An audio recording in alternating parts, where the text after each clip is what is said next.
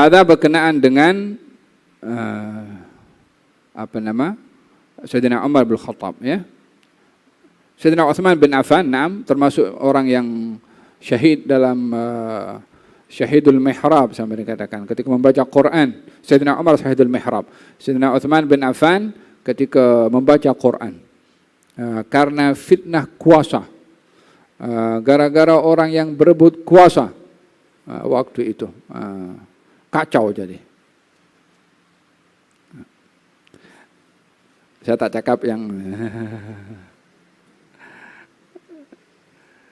karena kemaruk kuasa pada waktu itu sehingga sampai kepada pembunuhan kepada Sayyidina Utsman bin Affan, seorang khalifah, menantu Nabi, yang Nabi kata malaikat pun malu pada dia. Diberitahu ini salah seorang 10 orang yang masuk syurga, tengah baca Quran, dibunuh. Kurang apa yang dilakukan oleh Sayyidina Utsman pada waktu itu yang menandakan Islamnya dia. Baiknya dia sedang baca Quran, sedang qiyamul lail, khalifah lagi, dibunuh gara-gara kuasa. Yang membutakan hati dan tak peduli resiko daripada apa yang diperbuat. Paham tak? Innakum satahrisun 'alal imarah, kata Nabi sallallahu alaihi wasallam, kamu ini akan rakus satu hari nanti dengan kekuasaan yang kamu nanti akan menyesal karena rakusnya kamu kepada kuasa.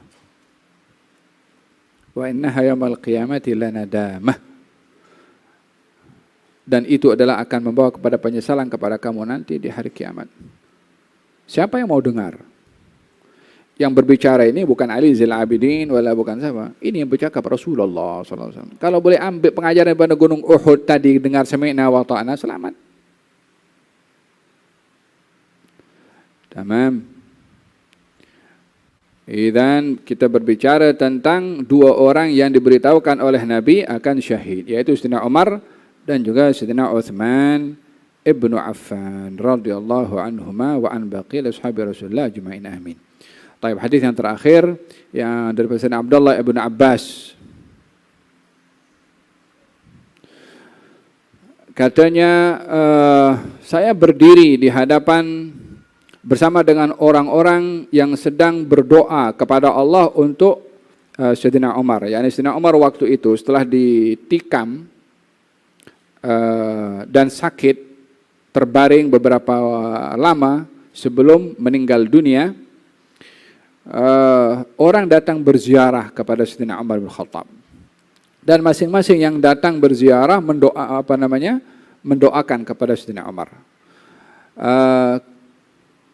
Sayyidina Abdullah bin Abbas yang kebetulan waktu itu sedang menziarahi Sayyidina Umar mendengarkan ada orang di belakang, tepat berada di belakang bahu Abdullah ibn Abbas. Katanya, semoga Allah merahmati engkau, wahai Amirul Mukminin. Sesungguhnya aku mengharapkan agar supaya Allah menempatkan engkau bersama dengan 2 sahabatmu. Karena sesungguhnya aku sentiasa mendengar Rasulullah bersabda, dahulu saya bersama dengan Abu Bakar dan Umar. Pernah saya melakukan sesuatu bersama dengan Abu Bakar dan Umar. Yakni selalu Nabi itu cerita, dulu saya dengan Abu Bakar dan Umar. Sikit-sikit Abu Bakar dan Umar. Sikit-sikit Abu Bakar dan Umar. Menunjukkan kerapnya 2 orang ini bersama dengan baginda Rasulullah SAW. Kata Sayyidina Ali mengatakan, kekerapan aku mendengarkan Nabi cerita tentang Abu Bakar, Umar, Abu Bakar, Umar, Abu Bakar, Umar. Aku mengharapkan Allah menjadikan engkau, wahai Amirul Mukminin Umar, bersama dengan 2 orang yang mendahului kamu, yaitu Rasulullah dan juga Sayyidina Abu Bakar As-Siddiq, dihimpunkan bersama dengan 2 sahabatnya. Maka Sayyidina Abdullah bin Abbas menoleh ke belakang, ternyata orang yang berucap tadi adalah Sayyidina Ali bin Abi Thalib. Dan ini juga menunjukkan betapa hubungan Sayyidina Ali dengan Sayyidina Umar bin Khattab. Katanya Sayyidina Umar macam-macam tuduhan kan. Katanya Sayyidina Umar itu mengganggu keluarga Sayyidina Ali bin Abi Thalib, ya kan. Kemudian Sayyidina Umar katanya yang kacau keluarga Sayyidina Ali bin Abi Thalib. Ini Sayyidina Ali puji kepada Sayyidina Umar. Katanya disepak rumahnya Sayyidina Ali sampai jatuh istri Sayyidina Ali. Sejarah ada bercerita seperti itu. Takkan orang sehebat Sayyidina Ali, keluarganya dikacau, dia diam tak lawan. Oh, mana boleh. Siapa itu keluarganya Sayyidina Ali? Bukankah putri Rasulullah, darah dagingnya Rasulullah? Mana boleh Sayyidina Ali diam kalau keluarganya diganggu? Tak akan mungkin diam. Ini orang cerita. La ilaha illallah Muhammad Rasulullah. Faham tu? Ini Sayyidina Ali puji kepada Sayyidina Umar. Jadi suara-suara tu yang bercerita tentang hubungan antara sahabat dengan ahlul bait, tak ngam ke saling ini cerita jelas, Quran cerita, sunnah pun cerita, apalagi yang nak didengar daripada mulut orang yang cakap pasal sejarah. Faham tom? Kalau ditanya apa rujukan kamu sejarah, kita baca Quran tak mau dengar, kita baca hadis tak mau dengar, sejarah mau didengar, firman Allah tak mau dengar. Cakap Nabi, sabda Nabi tak mau dengar. Sejarah kata macam tu. Takkan nilai sejarah tu lebih suci daripada Quran? Takkan sejarah itu lebih benar daripada sabda Nabi SAW? Bukankah Allah berfirman dalam Al-Quranul Karim, Muhammadun Rasulullah. Muhammad itu Rasulnya Allah. Walladzina ma'ahu, yang bersama dengan Rasulullah.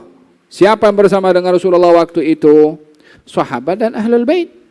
Selainnya munafik, kafir, tak beriman.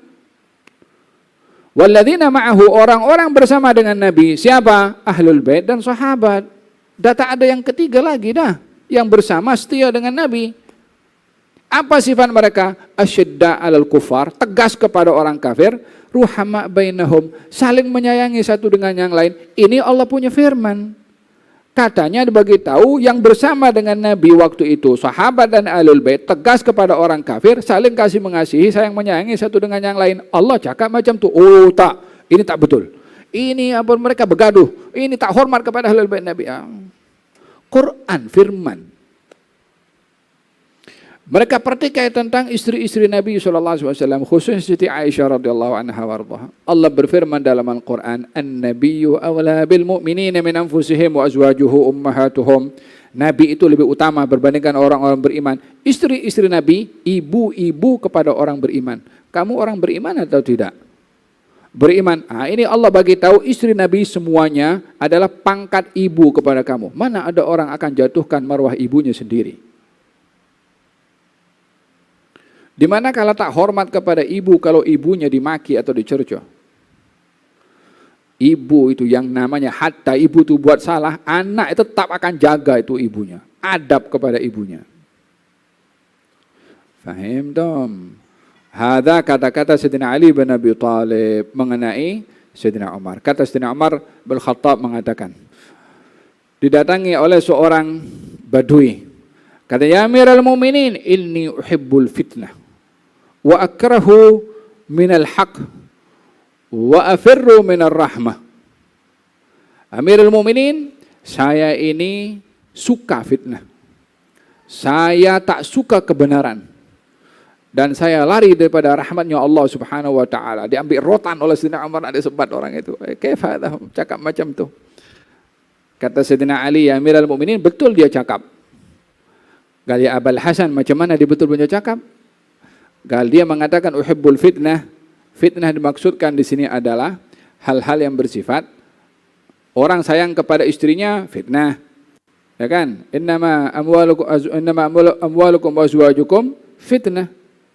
Zuyyina lin-nasi hubbu syahawati minan nisa' wal banin wal qanatir al-muqantarati minadh dhahabi wal fiddati wal khayl musawwamati wal an'ami wal harth dzalika mata'ul hayatid dunya wallahu indahu husnul ma'ab.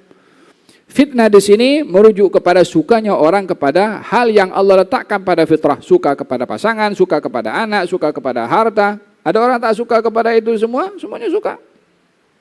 Jadi ketika mengatakan dia suka fitnah, merujuk kepada fitrah yang Allah letakkan kepada semua itu. Adapun dia lari daripada kebenaran, maksudnya adalah lari daripada kematian.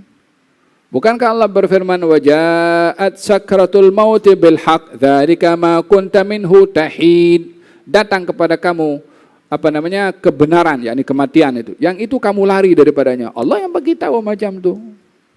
Ada orang mau cepat mati? Yang ketiga, aku lari daripada rahmat Allah Subhanahu wa taala, maksudnya adalah hujan itu kalau turun semua orang pergi lari berteduh. Kata Sayyidina Ammar mengatakan, bi'sal ard, seburuk-buruk tempat kalau di situ tidak ada Abul Hasan. Yang dimaksudkan adalah Sayyidina Ali bin Abi Thalib. Kita ada Abul Hasan juga di sini.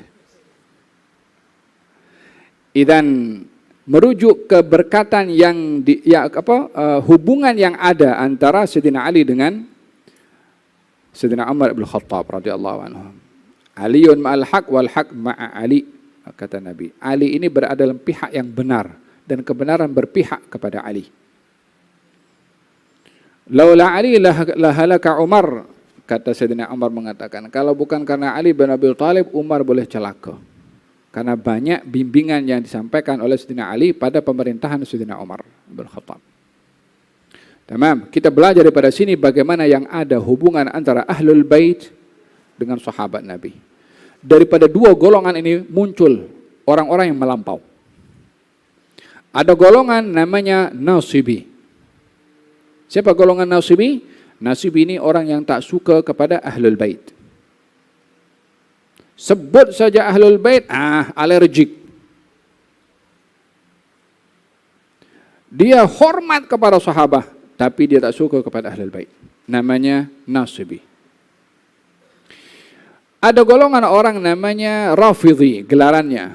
Dia suka sanjung Ahlul Bait, tak suka kepada sahabat. Sebut sahabat, khalas, maki habis. Kata Sayyidina Imam Syafi'i mengatakan, saya kalau di majlis puji Ali bin Abi Thalib, orang kata saya Rafidhi. Ini orang yang suka Ahlul Bait, tak suka kepada sahabat. Kalau saya di majlis puji Abu Bakar Umar, orang kata saya ini Nasibi, yakni yang tak suka kepada Ahlul Bait. Kalau orang yang sanjung Ahlul Bait itu akan dikatakan Rafidhi, saya adalah orang yang Rafidhi. Kata Sayyidina Syafi'i. Tak apa, nak tuduh apa. Ingin menunjukkan bahwa hubungan antara Ahlul Bait dengan sahabat adalah orang yang mempunyai hak kepada generasi setelahnya untuk masing-masing dijaga kehormatan. Ini dihormati karena dia kekerabatannya dengan Rasulullah. Yang ini dihormati karena persahabatannya dengan Rasulullah. Semua terkait dengan Rasulullah SAW. Tak ada lebih daripada itu. Faham tu? Walihada Sayyidina Abu Bakar Siddiq mengatakan, urqubu Muhammadan fi ali baitih. Jagalah hak Muhammad pada keluarga Nabi Muhammad. Yakni bahagian daripada hak yang mesti ditunaikan kepada Rasulullah setelah wafatnya Rasulullah adalah menjaga ahli keluarga Rasulullah. Sehingga apa-apa waktu itu didahulukan keluarga Nabi SAW. Faham tak? Zaman kita sekarang kalau kita cakap saja pada Ahlul Bait, ini Syiah ini, ini Rafidhi ini, ya kan?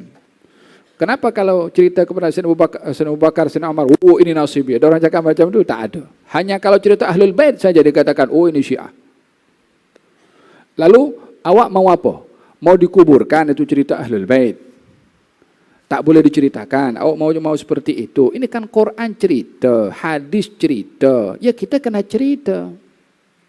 Kalau tidak, kita termasuk daripada orang yang beriman kepada satu kebenaran dan kita kufur kepada kebenaran yang lain. Yu'minuna bi ba'd wa yakfuruna bi ba'd.